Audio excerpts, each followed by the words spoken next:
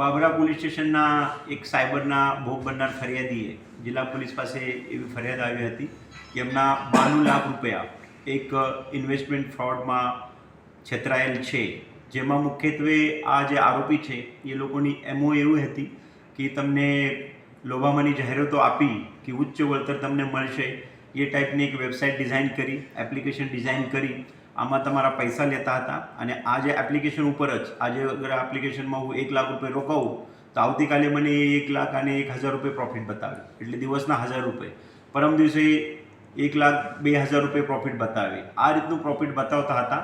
પરંતુ એ પ્રોફિટ જ્યારે તમે કાઢવા જાઓ, ઇનકેશ કરવા જાઓ તો એ થતું નહીં હોય. એના માટે એ લોકો અલગ અલગ ટ્રીક વાપરે કે તમારે આજે 2 લાખનું રોકાણ કરવું પડે, આજે 4 લાખનું રોકાણ કરવું પડે, ક્યારે આપી પણ દે. તો આ કુલ પ્રક્રિયામાં આ જે અરજદાર છે એને 20 દિવસમાં કુલ 92 લાખ રૂપિયા આ રોકાણમાં રોકાયેલા હતા. અને ત્યારબાદ એમને ખબર પડતા એમના સાથે સાયબર ફ્રોડ થયેલું છે. ત્યારબાદ એ જિલ્લા પોલીસે સંપર્ક કર્યો હતો અને થોડાક દિવસ પહેલાં જિલ્લા પોલીસે આમાં એફઆઈઆર પણ લીધી હતી. તેના ભાગરૂપે જિલ્લા પોલીસ જ્યારે સાયબર પોલીસ સ્ટેશનના અમારા અધિકારી કર્મચારી આ તપાસમાં રોકાયેલા હતા ત્યારે ગઈકાલે એમાં એક ખાસ સફળતા આ કામના જે આરોપી છે ગણપત બાબુલાલ પટેલ, એમને એ રાજસ્થાનના મૂળ જોધપુરના રહેવાનું છે અને એને પકડી પાડેલું છે. હવે આ ગણપત બાબુલાલ પટેલની જ્યારે અમારી તરફથી પૂછપરછ પણ કરવામાં આવી, એના અકાઉન્ટ અને એની જે પણ ટેકનિકલ અમારી પાસે સંસાધનો છે એના થકી તપાસ કરતાં એના અકાઉન્ટમાં કુલ જે 2 દિવસમાં જ્યારે આપણા ફરિયાદી સાથે બહુ ફરિયાદ થયેલી છે ત્યારે 2 દિવસમાં એમના અકાઉન્ટમાં કુલ 4 કરોડ રૂપિયા જમા થયેલા છે. તો જિલ્લા પોલીસનું તપાસનથી એવું સાબિત થાય છે કે માત્ર 2 દિવસમાં એમના અકાઉન્ટમાં સાયબર ફ્રોડના 4 કરોડ રૂપિયા અલગ અલગ રાજ્ય દેશના અલગ અલગ ગુનામાંથી આવેલા છે.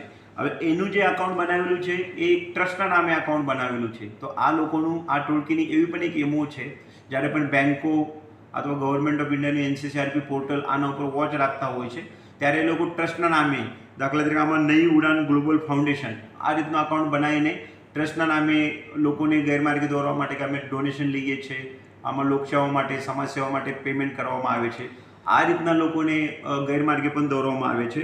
આમાં કુલ આ અકાઉન્ટમાં ટોટલ 20 અલગ અલગ રાજ્યમાંથી ફરિયાદો નોંધાવેલી છે અને એ તમામ ફરિયાદોના કામે આપણા ત્યાં એ આરોપીની ધરપકડ થયેલી છે. એ તમામ રાજ્યોને અને ત્યાંના સંબંધિત પોલીસ સ્ટેશન તે બાબતે જાણ પણ કરવામાં આવશે. અમારા જે ફરિયાદી છે બાબરા પોલીસ સ્ટેશનના, એમના આ કામે 92 લાખમાંથી 20 લાખ રૂપિયા ફ્રીઝ થયેલા છે, એ એમને પરત કરવામાં પણ કાર્યવાહી કરવામાં આવશે. વધારાની જે રકમ આપણા ફરિયાદીની ગયેલી છે એ રકમ પરત મેળવવા માટે ગુનાના કામે જે મુદ્દામાલ કબજે કરવામાં પણ જિલ્લા પોલીસ પ્રયત્નશીલ છે. જેથી કરીને ફરીથી વિસ્તારના તમામ નાગરિકોને અમારી અપેક્ષા છે કે સાયબરના બાબતે આપણા વિસ્તારમાં કોઈ પણ સેમિનારનું આયોજન કરવું હોય, અવેરનેસ પ્રોગ્રામનું આયોજન કરવું હોય તો જિલ્લા પોલીસને અવશ્ય સંપર્ક કરો. સાથે સાથે તમારા સાથી, મિત્ર, પતિ, પત્ની, ભાઈ, બાળકો, છોકરો ક્યારે પણ પોતાના મોબાઈલમાં વેબસાઇટ ઉપર ક્યારે પણ એકલા સર્ફિંગ કરતા હોય છે તો ફેમિલી સભ્યનું આ બાબતે ધ્યાન રહેવું જોઈએ. એક વખત ચેક અવશ્ય કરવું જોઈએ. તમારા અમુક 2-5 હજાર રૂપિયા આમાં ગયા હોય તો વધારે લાલચ ન બતાવી આજુબાજુવાળા મિત્ર, જિલ્લા પોલીસને સંપર્ક કરવું જોઈએ.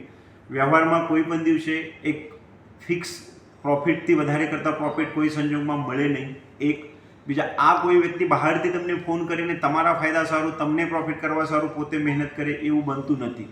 જેથી તમારે સૌએ મારા સાથે આપણે સૌએ મહેનત કરીએ તો જ આપણે ફળ મળીએ છીએ.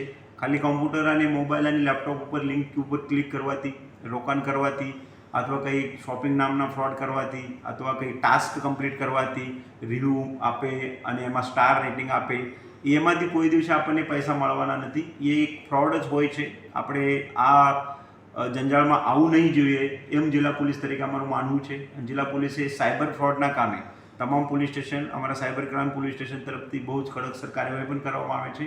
ભવિષ્યમાં પણ એ પ્રકારની કાર્યવાહી કરવામાં આવશે. જિલ્લા પોલીસની ફરિયાદી પાસેથી અમારી પાસે 29-30ના જે કમ્પ્લેન આવે છે એમના પાસેથી પણ એવી અપેક્ષા છે કે તમારી સાથે આવું કોઈ પણ બનાવ બને, એક તો બને નહીં, અને જ્યારે પણ બને તો ત્યારે તાત્કાલિક તમે 19-30 ઉપર ફોન કરશો, લોકલ પોલીસ સ્ટેશન તથા જિલ્લા પોલીસને સંપર્ક કરશો અને ફરિયાદ આ કેસના કામે આપ અવશ્ય આપશો.